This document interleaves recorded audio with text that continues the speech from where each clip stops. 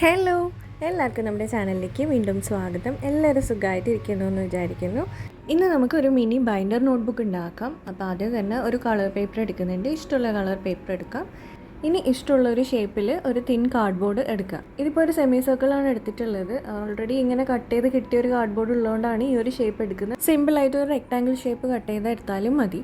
ഇനി നമ്മൾ ഈ ഒരു കാർഡ്ബോർഡിനെ ഈ പേപ്പറിലേക്ക് ഒന്ന് ഒട്ടിച്ച് കൊടുക്കുന്നുണ്ട്. എന്നിട്ട് ഈ ഒരു ഷേപ്പിൽ നമ്മൾ കട്ട് ചെയ്തെടുക്കുക.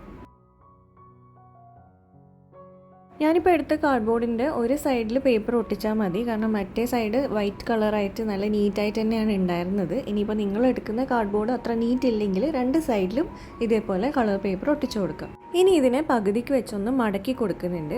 ഇപ്പം നമ്മൾക്ക് ഇതുപോലത്തെ ഒരു ഷേപ്പാണ് കിട്ടുക. അപ്പോൾ ഇതാണ് നമ്മളുടെ നോട്ട്ബുക്കിൻ്റെ ഷേപ്പ് വരുന്നത്. ഇതാണ് നമ്മൾ നോട്ട്ബുക്കിൻ്റെ കവറായിട്ട് യൂസ് ചെയ്യുന്നത്. ഇനി ഉള്ളിൽ പേപ്പേഴ്സിന് വേണ്ടിയിട്ട് നമ്മൾ വൈറ്റ് പേപ്പർ എടുത്തിട്ട് ഇതുപോലെ മടക്കിയതിന് ശേഷം നമ്മൾ ഈ ഒരു ഷേപ്പിൽ ഈ പേപ്പേഴ്സ് ഒന്ന് കട്ട് ചെയ്തെടുക്കുക. പിന്നെ നമ്മളോട് അനഘ, അനുശ്രീ, വേദ, നിവ്യ ഹായ് പറയാൻ പറഞ്ഞിട്ടുണ്ട്. അപ്പോൾ എല്ലാവർക്കും ഒരു ബിഗ് ഹായ് ഉണ്ട് കേട്ടോ.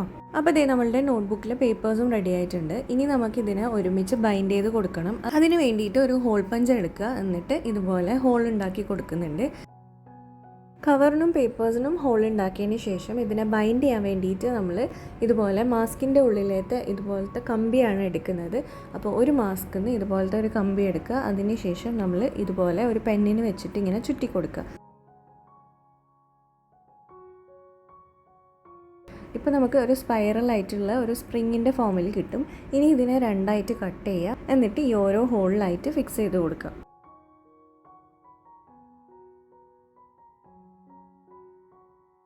ഇപ്പോൾ നമുക്ക് സിമ്പിളായിട്ടൊരു ബൈൻഡർ നോട്ട്ബുക്ക് റെഡി ആയിട്ടുണ്ട്. അപ്പോൾ ഇതിൻ്റെ വലിയ സൈസ് ഉണ്ടാക്കുകയാണെങ്കിൽ ജേർണൽ ചെയ്യാനൊക്കെ നമുക്കിത് യൂസ് ചെയ്യാം.